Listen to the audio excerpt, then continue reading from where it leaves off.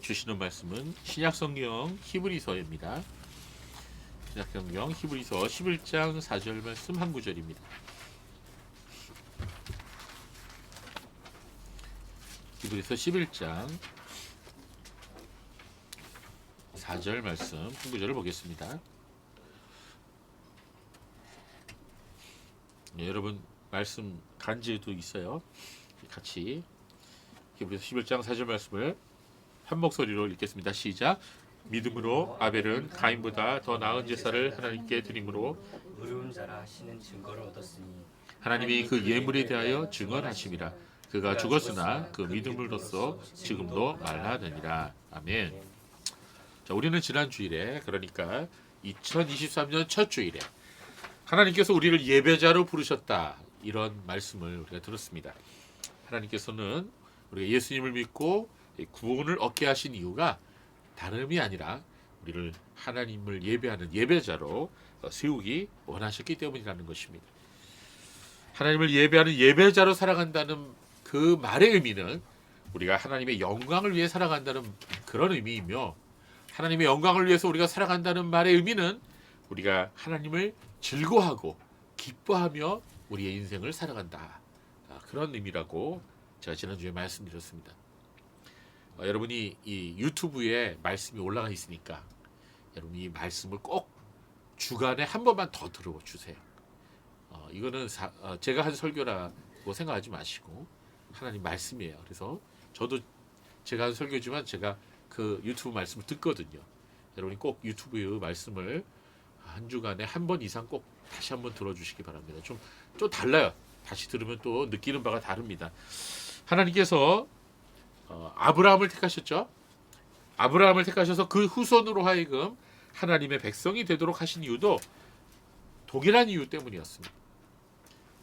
그렇습니다. 하나님께서 430년 동안 이집트에서 종살이하던 이스라엘 백성을 구출해 내셔서 광야에서 하나님의 백성이 되도록 하시고, 그리고 하나님을 예배하는 예배자로 그들을 삼으셨어요.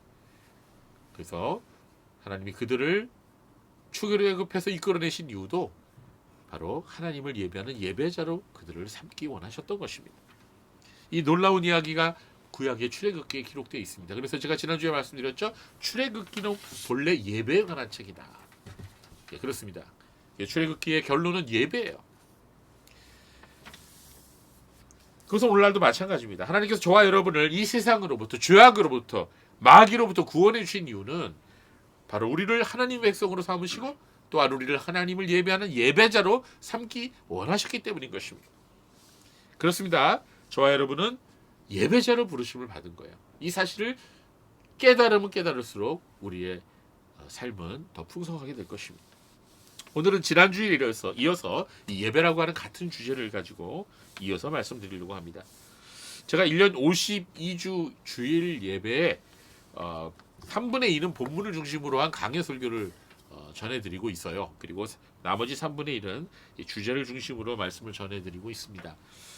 물론 주제 설교라고 해서 본문과 전혀 상관이 없는 그런 설교가 아니고요. 주제 설교를 할지라도 성경 본문을 기본으로 거기서부터 그 말씀으로 주제를 설명하는 겁니다.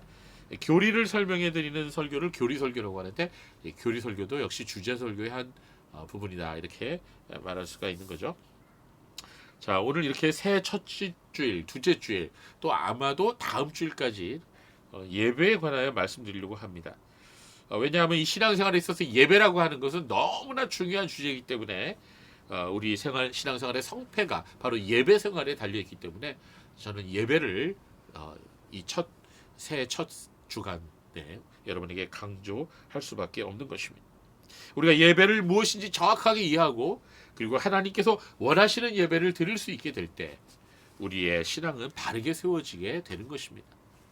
반대로 우리가 아무리 교회를 오래 다녔다 할지라도, 또 우리의 직분이 아무리 있다 할지라도 우리가 예배에 대한 바른 이해가 없다면, 그리고 하나님께서 원하시는 예배를 드리지 못한다면 내 자신의 만족을 위한 예배가 되어버리는 거예요.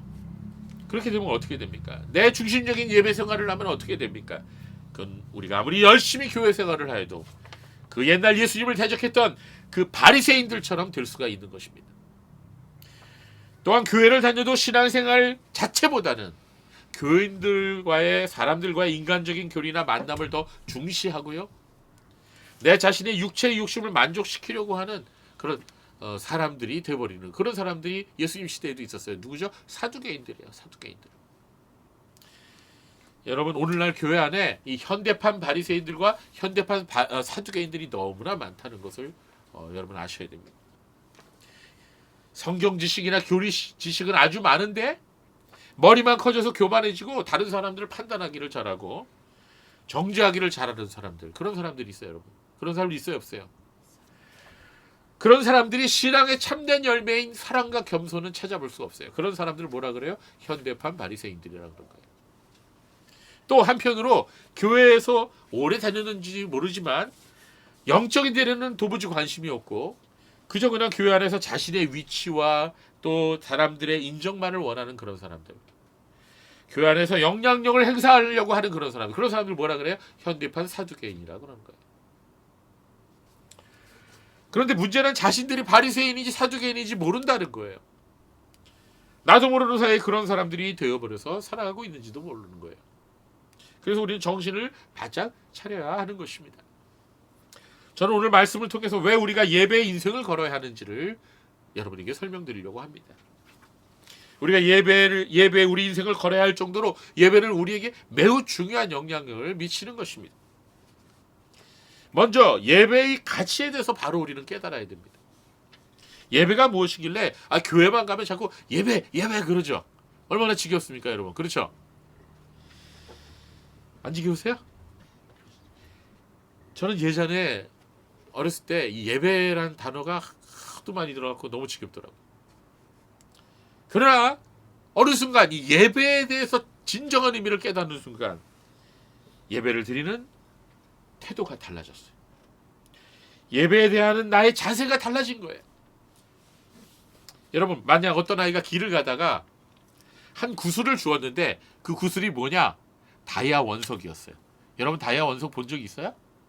예, 이 네이버 쳐보세요. 다이아 원석이 나옵니다. 다이아 깎기 전의 상태예요. 어떤 거는 아주 거친 모습을 갖기도 하고 어떤 거는 둥글둥글한 모습도 있습니다. 아직 다듬어지지 않는 다이아야지만 다이아는 확실해요. 근데 그 아이가 그 구슬의 가치를 알지 못해요. 그럼 어떡하죠? 그 구슬 가지고 뭘 할까요? 구슬치기 하죠. 아니면 다른 애하고 바꾸죠. 자기가 원하는 거. 그러나 그 구슬이 보석상의 눈에 들어가면, 금속 세공사의 손에 들어가면 그건 놀라운 가치를 지닌 보물인 것을 알게 되는 것입니다. 여러분 예배가 그렇습니다. 예배라고 하는 건 숨겨진 보물이에요. 예배는 하나님께서 우리에게 주신 귀한 보물입니다. 이 세상의 그 어떠한 보물도 이 예배의 가치에 비할 수 없는 것입니다. 그런데 그 보물의 가치를 깨닫는 사람만 알게 되는 거예요. 예배의 가치를 아는 사람은 아는 거예요. 많은 사람들이 교회는 다니지만 예배의 참된 가치에 대해서 알지 못합니다. 예배를 하찮게 여기고 지겹게 여기고 정말 억지로 드려야 하는 그런 것으로 생각합니다. 괴로운 시간으로 여기게 되는 거예요. 왜 그래요? 예배의 가치를 아직 모르기 때문에 그런 거예요. 그렇다면 예배가 무엇인가? 여러분 제가 질문해 볼게요. 예배가 뭐죠? 한마디로 대답해 보세요. 예배란 무엇인가? 속으로 한번 문장을 만들어 보세요. 예배란 뭐죠? 여러 가지 대답이 나올 수 있겠습니다. 제가 오늘 예배에 대한 정의를 몇 가지 들려드릴게요. 먼저 예배라고 하는 건요, 하나님을 만나는 거예요. 하나님과의 만나는 시간을 예배라고 하는 거예요. 우리가 젊은 분들을 위해서, 자녀분들을 위해서 쉽게 설명을 드립시다. 예배란 하나님과 교제하는 것이고 하나님과의 데이트 이렇게 생각하시면 돼요. 데이트 해보셨어요? 정말 해왔니? 아직은 너무 먼 미래의 일입니까? 요새 초등학생들도 하던데, 유치원생들, 그렇죠? 자, 여러분 우리가 어떤 사람을 만나야 되는데, 그 사람에 대해서 내가 별로 관심이 없다면 만나고 싶어요, 안 만나고 싶어요? 만나고 싶지 않죠? 어떤 사람 만나기 싫은데 억지로 만나야 된다면, 여러분 그 시간이 즐거운 시간이 될까요? 괴로운 시간이 될까요? 괴로운 시간이 되겠죠. 마찬가지, 우리가 예배를 귀찮게 여기거나 예배를 부담스럽게 여기거나 아니면 예배가 아무런 감동도 느끼지 못하는 그런 시간이 되는 이유, 그저 의무감으로 참석해야 되는 그런 예배 시간이 되는 이유가 뭘까요? 그건 바로 하나님에 대해서 내가 잘 아직 모르기 때문인 것입니다. 이건 분명한 사실이에요. 우리 자녀들이 지금은 어려서 부모님 말씀에 순종해서 예배에 참여하지만 만약 여러분이 부모님으로부터 독립하는 그런 날이 온다면 여러분 스스로 예배에 참여할까요? 여러분 자신에게 한번 물어보세요. 참여할 거야 안 할 거예요? 솔직히 해도 괜찮아요. 자녀 여러분, 부모님의 예배가 되지 말고 여러분의 예배가 돼야 됩니다. 그러려면 내가 왜 예배를 참석해야 되는지를 깨달아야 되는데요. 그것은 곧 하나님이 누구신지를 깨달아 가능하다는 거예요. 제가 여러분이 이해를 돕기 위해서 한 가지 예를 들어드리겠어요. 이 적당한 예인지 모르겠는데 어떤 소녀가 친구가 하도 쫄라갖고 친구의 부탁을 몸부리쳐서 미팅을 하러 나갔어요. 친구가 소개해준 어떤 사람. 근데 이 친구가 그 사람에 대해서 전혀 아무런 정보도 주질 않는 거예요. 왜 그런지 모르겠어요. 약속 장소에 상대방을 만났는데 딱 보자마자 실망. 왜? 내 스타일이 아닌 거예요. 뭐 허름한 평범한 스타일을 하고 왔는데 얼굴도 뭐 별로인 것 같고 뭐 전혀 내 스타일 아니에요. 뭐 직업도 뭐 하는지 모르는 그런 사람을 지금 내가 만나고 있는 거예요. 그 시간이 좋겠어요? 아니면은 빨리 도망가고 싶겠어요? 예, 빨리 도망가고 싶겠죠. 솔직해줘서 고맙습니다. 뭐 저 같은 사람인지도 모르겠어요. 그래서 그 앞에서 대충 인사하고 뭐 상투적인 뭐 이런 얘기하다가 빨리 그 자리에서 이제 벗어난 거죠. 그런데 나중에 알고 보니 그 사람이 누구예요? 대단한 사람인 거예요. 대기업 후계자예요. 안 놀래네? 전혀 감동이 없네. 예일대 출신이에요. 예일대가 얼마나 들어가기 힘든지 아십니까? 하버드 예일대 동급 아닙니까? 성격도 너무 좋아. 인격도 너무 훌륭해. 여러분 그러면 내가 그 앞에서 아무렇게나 행동한 거 후회되겠어요? 후회되지 않겠어요? 솔직히 얘기해봅시다. 후회되겠어요? 후회되죠. 나 같으면 후회될 것 같은데. 여러분 우리가 하나님을 잘 모르기 때문에 우리가 예배가 시시한 거예요. 여러분 이해가 되십니까? 예. 하나님이 어떤 분이신지를 내가 정말로 바르게 깨닫게 된다면 우리는 예배 시간이 보통 시간이 아닌 거예요. 우리가 드리는 이 예배의 시간은 더 이상 아무 의미 없는 그런 시간이 될 수가 없는 것입니다. 만왕의 왕이시며 우주의 주인이신 하나님을 내가 대면하고 그분 앞에 내가 예배를 드린다. 그런 시간이라는 걸 깨닫게 된다면 우리는 더 이상 예배를 가볍게 여기지 않을 것입니다. 저는 여러분들이 하나님을 아는 지식에서 더 많이 성장하기를 바랍니다. 하나님께서 어떠한 분이신지 여러분 알기를 원합니다. 예수님이 저와 여러분을 위해서 어떤 일을 하셨는지를 알기를 원합니다. 성령님께서 우리에게 어떠한 선물을 주실 수 있는 분이신지를 여러분이 깨닫기를 원합니다. 그분께서 내 인생에 어떤 영향을 미치실 수 있는 분이신지 분명히 깨달을 수 있기를 바랍니다. 우리는 하나님을 아는 지식만큼 하나님을 예배할 수 있습니다. 뭐라고요? 하나님을 아는 지식만큼 하나님을 예배할 수 있다고요. 그렇습니다. 예배란 뭐라고요? 하나님 만나는 거예요. 그렇다면 하나님 만나서 뭘 하는 걸까요? 제가 또 인간 세상의 예를 들어드리려고 합니다. 여러분 좋아하는 가수 있어요? 있어요 없어요? 있죠? 예, 그 사람이 우리나라 사람이에요? 아니면 외국 사람이에요? 우리나라 사람도 있고 외국 사람도 있어요? 예, 솔로 가수예요? 아니면 그룹 가수예요? 아니면 그 그룹 안에 있는 멤버입니까? 딱 누구 떠올랐죠? 자, 그 사람이 한국에 와갖고 콘서트 하면은 갈 거야 안 갈 거예요? 무슨 수를 써서라도 가겠죠? 예. 여러분 그런 콘서트에 가면 사람들이 어떤 행동을 하죠? 뭐 소리치고 발을 동동 구르고 뭐 난리죠. 춤을 추고 난리예요. 왜 그래요? 좋아하니까 그런 거 아니에요. 좋아하니까. 이전에 아주 오래전에 비틀즈라고 하는 4인조 그룹이 있었어요. 여러분도 들어서 알겠어요. 엄청나게 오래전 사람인데 이 남자 4명이 모여갖고 지금 뭐 BTS 저리 가라 BTS하고 동급이라고 해서 그러대. 어쨌든 이 비틀즈가 대단한 사람이었는데 이 사람이 너무나 유명하고 이 사람들 좋아하는 팬들이 많아서 그들이 가는 곳마다 사람들이 몰려다녔어요. 어느 날 비틀즈가 공항에 나타났는데 그를 보러 온 한 젊은 여성이 그냥 그만 늦어갖고 간발의 차이로 비틀즈를 보지를 못했어요. 그래갖고 이 소녀가 공항의 잔디밭을 두 손으로 막 쥐어뜯으면서 오해를 하는 그런 모습을 사진으로 어떤 기자가 딱 찍어갖고 타임지에다 딱 커버 사인으로 내놓았어요. 비틀즈 때문에 오열하는 소녀. 여러분 어때요? 그 정도예요, 그 정도. 미국 전역이 그냥 비틀즈로 인해서 그냥 완전히 초토화되었는데 오빠 부대들이 그냥 가는 곳마다 따라다니는 거예요.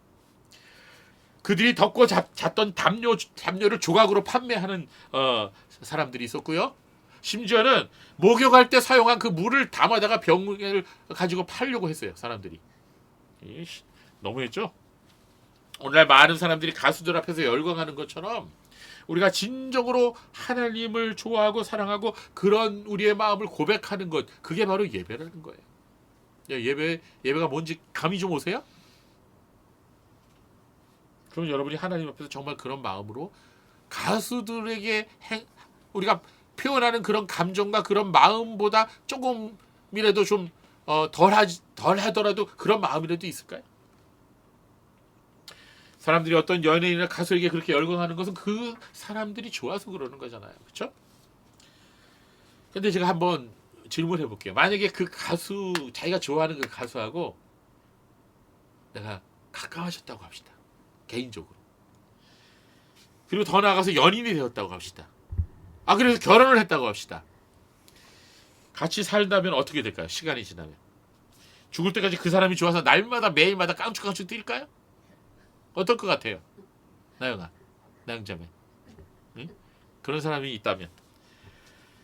그렇지 않다는 거예요. 실제로 보면은요, 그런 사람들하고 결혼한 분들이 얼마 못 가서 헤어지는 경우가 많이 봤어요. 왜 그럴까요? 우리 사람이 다 죄인이기 때문에 그렇죠. 멀리서 보면은 너무나 놀라운 정말 감동적인데 가까이 가면 갈수록 알면 할수록 실망하게 돼 있는 거죠. 어쩌면 자신이 좋아하는 사람을 가까이 하게 되면 결국 싫어져서 심지어는 원수지간이 될 수도 있는 거예요. 그게 인간이에요. 그러나 여러분, 하나님은 그렇지 않아요. 예수님은 우리가 알면 알수록 더 놀라운 분이십니다. 세상 사람들은 알면 알수록 실망하게 되지만 하나님은 알면 알수록 더욱 귀하신 분이에요. 더욱 사랑스러운 분이십니다. 가까이 가면 갈수록 더 아름답고 더 사랑스럽고 더 놀라운 분, 그분이 바로 하나님이 이신 것입니다. 그래서 우리가 하나님을 알아가면 갈수록 우리는 더욱더 큰 은혜를 받게 되고 더 감동하게 되는 것입니다. 그래서 우리가 하나님께 대해서 예수님께 대해서 성령님께 대해서 더 많이 알면 알수록 우리의 예배는 어떻게 될까요? 더욱더 감격스러워지는 거죠. 더욱더 풍성하게 되는 거죠. 그러므로 성도는 하나님께 대하여 예수님께 대하여 성령님께 대하여 더욱 알아가기를 날마다 힘써야 하는 것입니다. 우리가 날마다 성경을 읽고 날마다 기도하면서 우리가 날마다 하나님 앞에 예배드리면 우리가 하나님 앞에 조금씩 더 알아가게 되는 것이죠. 하나님에 대한 지식이 날마다 차련하게 되는 거죠. 하나님에 대한 우리의 지식이 더욱 깊어지고 풍성하게 될 때 그때 비로소 우리 하나님을 향한 우리의 예배 또한 더 은혜로운 예배가 되는 것입니다. 그래서 여러분이 한번 시험해 보세요. 여러분 일주일 동안 성경을 꼬박꼬박 읽고 기도를 매일 적어도 한 10분에서 30분 동안 매일 드리고 그리고 주일날 와서 예배를 드려보세요. 여러분 예배가 좀 달라질 거예요. 그러나 한 주간 동안 정신없이 세상 일에 바빠갖고 지내다가 주일날 갑자기 허둥지둥 일어나갖고 예배에 왔다고 합시다. 아무래도 달라요, 우리가. 우리의 예배 생활이 다릅니다. 저희 경우를 해도 저희 경우만 해도 그렇습니다. 이전에 알던 주님보다 지금 알고 있는 주님에 대한 지식이 더 풍성해졌어요. 이전에 예배 드릴 때보다 지금 예배 드릴 때가 더 감격스럽고 은혜스럽습니다. 그건 뭡니까? 하나님께서 변하신 거예요? 하나님은 변하지 않으셨어요. 하나님은 동일하세요. 어제나 오늘이나 영원토록 동일하세요. 제가 변한 거예요. 주님에 대한 저의 생각이 더 풍성해졌기 때문인 것입니다. 제가 이전에 젊었을 때 자주 불렀던 이 찬양 중에 이런 가사가 있습니다. 주님 나라 가기까지 주 날 사랑하시네. 주께 내 삶 드린 후에 더욱 섬길수록 더 귀한 주님. 더 섬길수록 더 귀한 주님. 더 사랑할수록 주님 날 사랑하시네. 매일 내 마음속에 기쁨 넘치네. 더욱 섬길수록 더 귀한 주님. 네, 성도 여러분, 하나님을 아는 지식에서 자라가시기 바랍니다. 그것이 여러분의 삶을 더욱 풍성하게 할 것입니다. 그 여러분의 예배를 더욱 깊이 있는 예배가 되도록 만들어줄 것입니다. 자, 두 번째로 예배란 무엇이냐 이렇게 질문을 한다면 예배란 그 옛날 신하가 왕 앞에서 절을 하는 것과 같다. 이렇게 말씀드립니다. 여러분 지금은 우리나라에 뭐 대통령이 있고 대통령 알기를 뭐 우습게 알죠. 예, 대통령 뭐 이름 막 부르잖아. 뭐 윤석열이 뭐 어쩌고 저쩌고 뭐 이러잖아, 그렇죠? 예. 그러나 옛날엔 그럴 수 없었죠. 왕 하면 뭐 그냥 하늘이죠, 하늘. 왕의 권위와 존귀함을 인정하고 그 앞에 경배하는 행위를 우리는 예배하는 사람의 모습과도 비슷하다 이렇게 우리가 볼 수가 있는 것입니다. 자, 그런데 어떤 신하는 몸은 절하지만 속으로는 뭐라 그러죠? 내가 언제 너를 물먹일 거다. 내가 언제 너를 어떻게 할 거다. 겉으로는 만수무강 없어서 이러지만 속으로는 딴 마음 품고 있죠. 그런 신하를 뭐라 그러죠?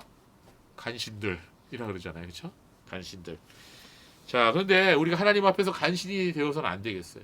우리 마음을 드려야 되겠어요. 하나님 우리 마음을 다 아십니다. 인간은 사람의 마음을 모르지만 하나님은 불꽃 같은 눈으로 우리의 마음의 중심을 보시거든요. 그래서 하나님께서는요, 우리가 이렇게 나와서 예배드리는 것도 기뻐하시지만 사실은 우리의 마음을 받으시는 거예요.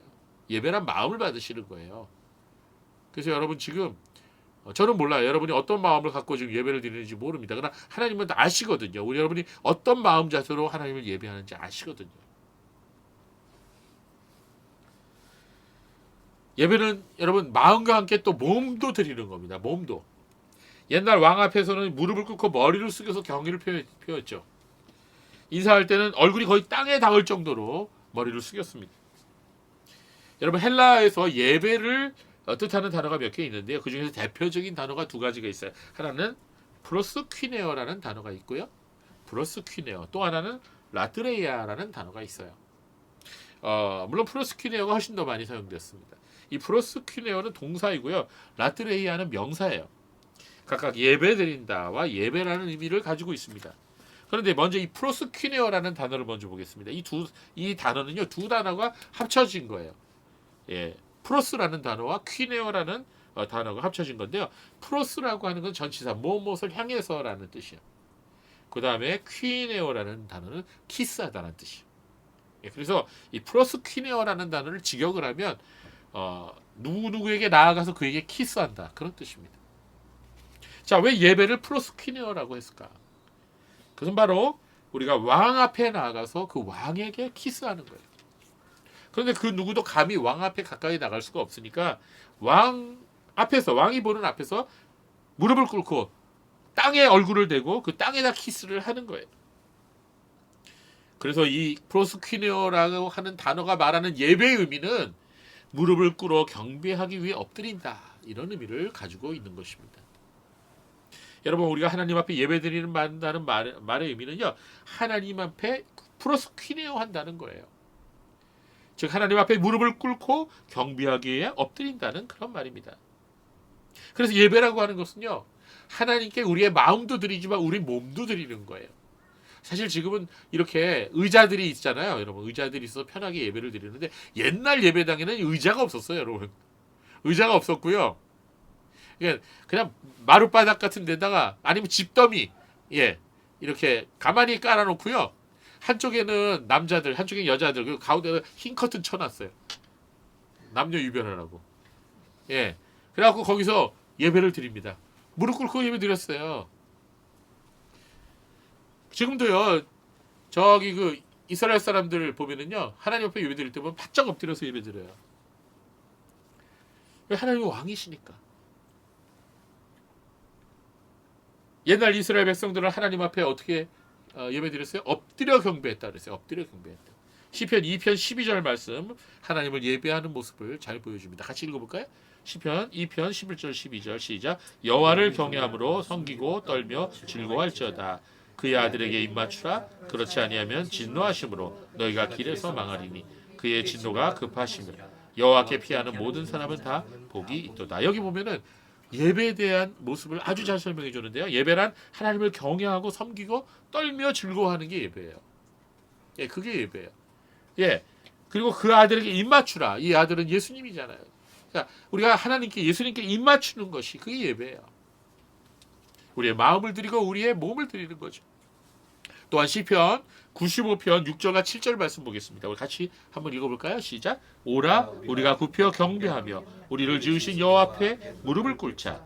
그는 우리의 하나님이시요 우리는 그가 기르시는 백성이며 그의 손이 돌보시는 양이기 때문이라. 너희가 오늘 그의 음성을 듣거든. 자, 여기 보면 어떻게 했어요? 굽혀 무릎을 꿇고 하나님을 경배했어요.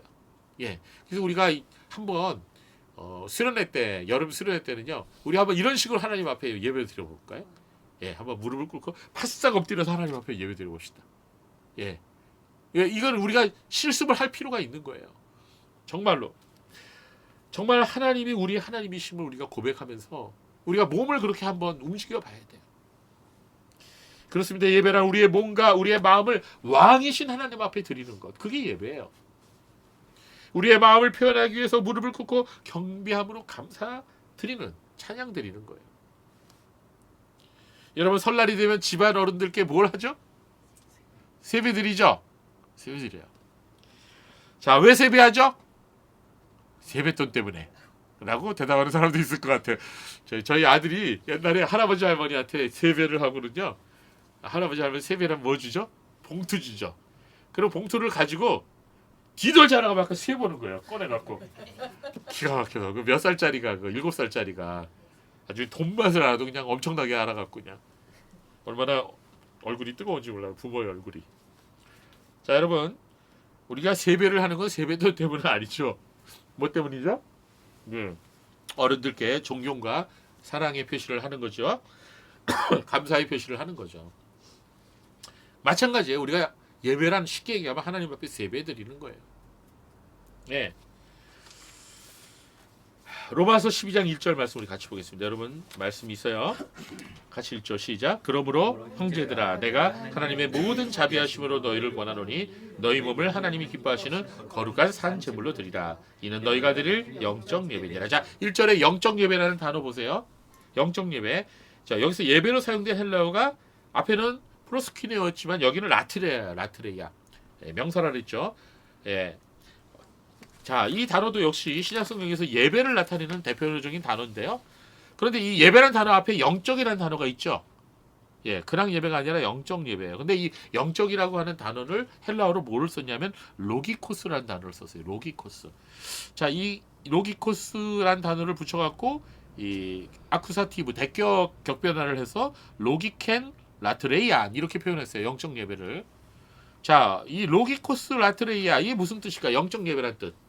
이거를 직역을 하면 로기코스라는 말의 의미는 합리적이라는 뜻이고 이성적이라는 뜻입니다. 그러면 직역을 하면 뭐라고 해야 돼요? 로기켄 라트레이아는 뭐라고 해야 돼요? 합리적인 예배, 이성적인 예배죠. 너희는 합리적인 예배를 하나님께 드려라. 좀 이상하지 않아요? 어감이?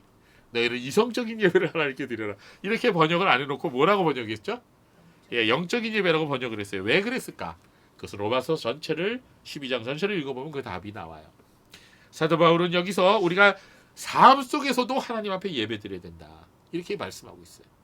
예배란 우리가 모여서 이렇게 성전에서 또는 예배당에서 예배를 드리는 것만 예배가 아니라 그 예배가 삶의 현장에서도 계속 이어져야 된다라는 얘기를 사도 바울은 여기서 하고 있는 것입니다.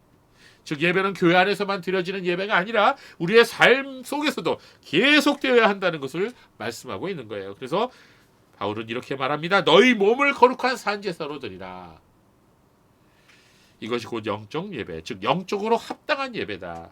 즉 영적으로 합리적인 예배다. 이렇게 말하고 있는 것입니다. 여러분, 이 삶 속에서 드리는 예배라는 이 주제만 해도 너무나 중요한 주제고 너무나 많은 얘기들이 있기 때문에 다음에 다시 다루도록 하겠습니다. 자, 앞에서 말씀드린 내용을 정리해 봅시다. 예배란 뭐라요? 예배란 왕이신 하나님 앞에 우리의 마음을 드리고 우리의 몸을 드리고 그리고 우리의 삶을 드리는 거예요. 이게 예배예요. 뭐라고요? 왕이신 하나님 앞에 우리의 마음과 몸과 삶을 드리는 것이다. 이게 예배다. 전에도 말씀드린 것처럼 이 연예인을 좋아하는 사람이 마음으로 항상 그 연예인 생각만 하죠.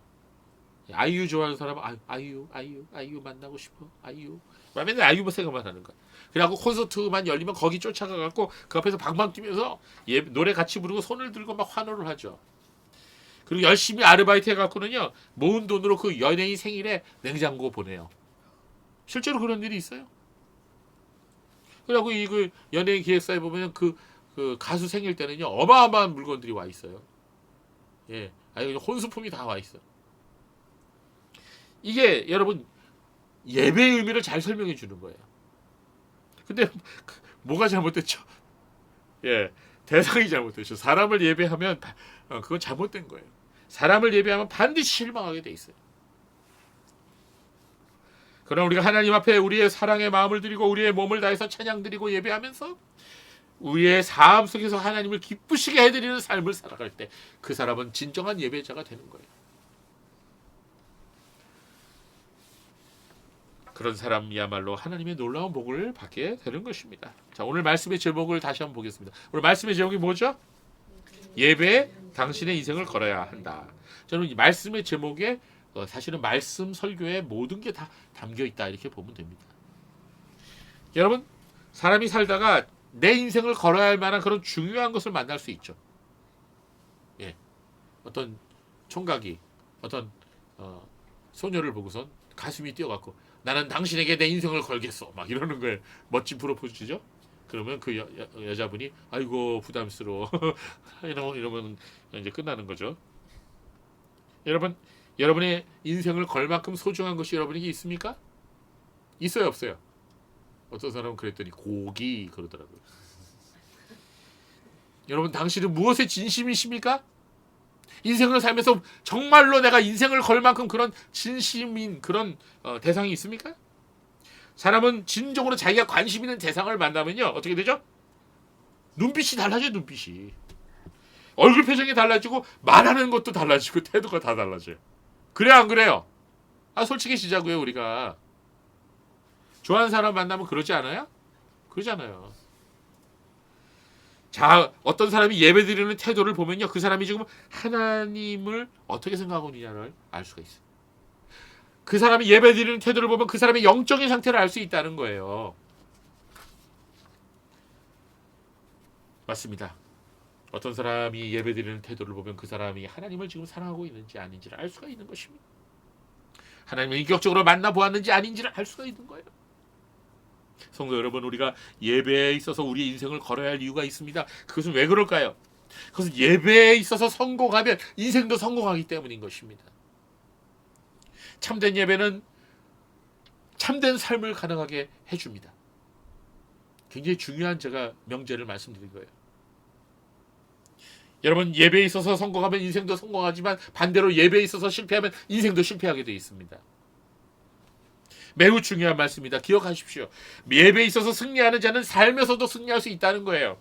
그러나 예배에 있어서 실패하는 자는 삶에서도 실패를 맛보게 될 것입니다. 예배 소홀히하고 예배 잘못 드리면 인생 망한다는 거예요. 제가 너무 겁을 주나요? 우리는 그 사실에 대한 증거를 성경에서 너무나 많이 찾아볼 수 있어요. 대표적으로 세 가지를 말씀드릴게요. 가벨과 아인의 경우 그래요. 그리고 아브람과 롯의 경우가 그렇고 사울 왕과 다윗 왕의 경우가 그렇습니다. 이렇게 짝으로 소개해드리는 이유가 뭐죠? 우리에게 한 사람은 닮지 말아야 할 사람을 보여주고 한 사람은 닮아야 할 사람을 보여주는 겁니다. 여러분, 가인도 예배 드렸어요, 안 드렸어요? 드렸죠. 그래, 예배 안 드린 게 아니에요. 오늘날 얘기하지만 교회 나온 거예요, 가인도. 그러나 가인의 예배는 하나님 받으실 수 없는 예배였어요. 반면에 아벨의 예배는 하나님께서 기쁘시게 받으신 예배였습니다.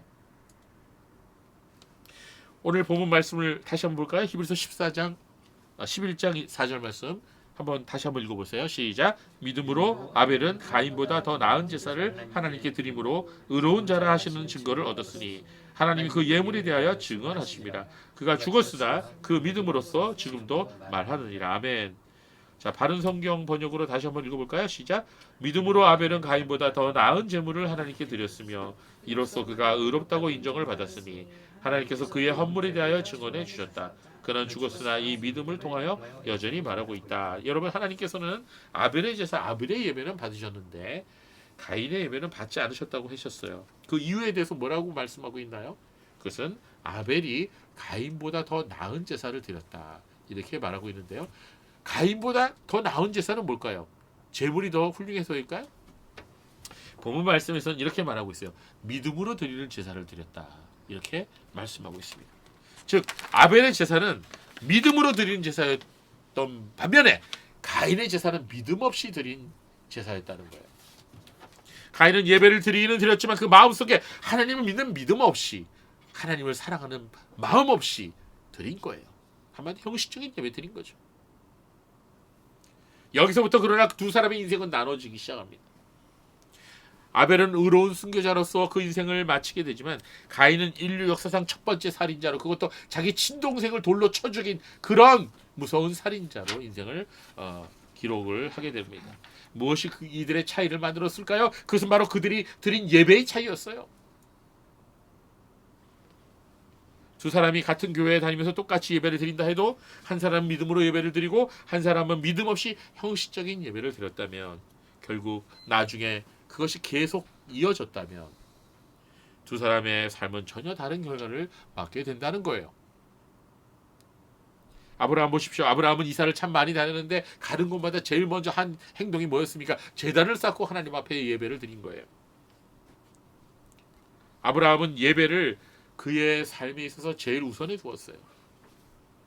그러나 그의 조카 롯은 그렇지 못했죠. 롯의 문제점이 무엇이었을까요? 오늘날로 말하자면 롯은 모태 신앙이라고 말할 수가 있어요. 그 삼촌 아브라함과 함께 살 때는 문제가 전혀 없었는데, 그러나 아브라함으로부터 독립한 순간 그에게 문제가 생기기 시작했어요. 이런저런 문제들이 생겼습니다. 그도 분명 하나님을 믿는 사람이었지만 그러나 아브라함처럼 참된 예배자는 아니었어요. 그렇기 때문에 자신만의 신앙을 겨우 유지하는 그런 신앙이었어요. 다른 사람들을 영향력을 미치는 그런 신앙이 아니었어요.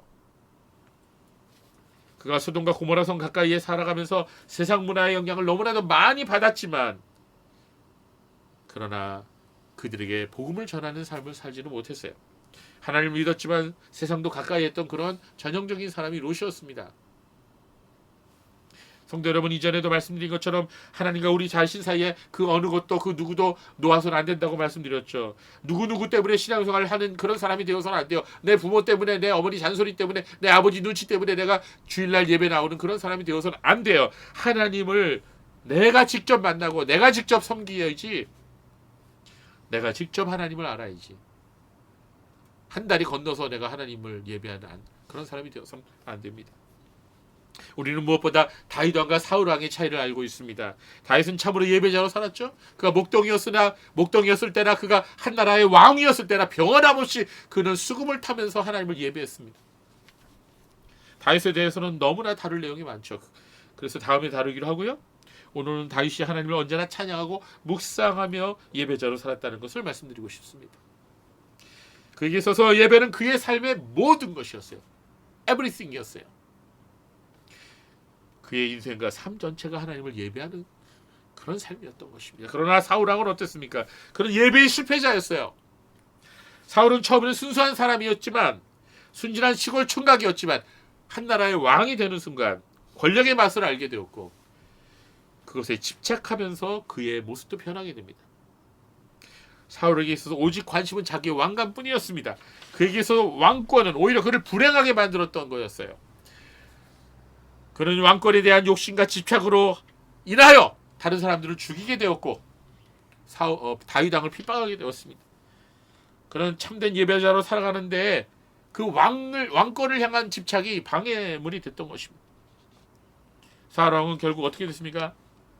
하나님을 예배하는 기쁨을 알지 못했고 하나님으로부터 버림을 받게 되었어요. 그의 삶은 하나님을 대적하는 삶이 되었어요. 결국은 멸망해 버린 것입니다. 맞습니다. 우리가 지금 예를 드렸던 우리가 가인과 아벨의 차이, 아브라함과 롯의 차이, 다윗 왕과 사울 왕의 차이, 그 차이는 다름 아닌 예배의 차이였어요. 예배는 한 사람의 삶을 살아가는 자세와 태도를 뜻합니다. 우리가 하나님께 어떻게 예배드리는가 하는 문제는 우리의 삶을 어떻게 살아가는지와 직결되어 있다는 거예요. 그렇습니다. 예배에 성공한 사람은 인생도 성공합니다. 그러나 예배에 실패한 사람은 인생도 삶도 실패하게 된다는 거예요. 그래서 중요한 거예요. 그래서 여러분 예배의 인생을 걸어야 되는 거예요. 여러분 예배를 소홀하게 여기면 안 됩니다. 우습게 여기면 안 됩니다. 예배는 나의 생명이다라고 생각해야 돼요. 그건 여러분 저의 경험이기도 합니다. 성도 여러분, 여러분은 어떤 사람입니까? 여러분은 예배자입니까? 그렇다면 어떤 예배자입니까? 하나님께서 기뻐하시는 예배자입니까? 제가 자주 인용하는 말씀인 역대하 16장 9절의 말씀을 우리 한번 다시 보겠습니다. 여호와의 눈은 온 땅을 두루 감찰하사 전심으로 자기에게 향하는 자를 위하여 능력을 베푸시나니. 예, 전반절이죠. 기억하십시오. 예배에 있어서 승리하는 자는 살면서도 승리할 수 있다. 참된 예배는 우리를 성공하는 삶으로, 승리하는 삶으로 인도한다는 것입니다. 그러므로 우리는 예배에 우리 인생을 걸어야 됩니다. 하나님께서는 전심으로 하나님을 향하는 사람들을 위해 능력을 베푸시는 분이십니다. 하나님께서 온 땅을 두루 감찰하실세 저와 여러분 모두 하나님의 눈에 발견되는 그런 사람이 되기를 원합니다. 아, 저기 참된 예배자가 있구나. 저기 나를 간절히 전심으로 찾는 자가 있구나. 하나님의 눈에 발견되어지기 바랍니다. 그래서 우리 모두 하나님께서 기뻐하시는 참된 예배자 되시기를 바랍니다. 기도하겠습니다.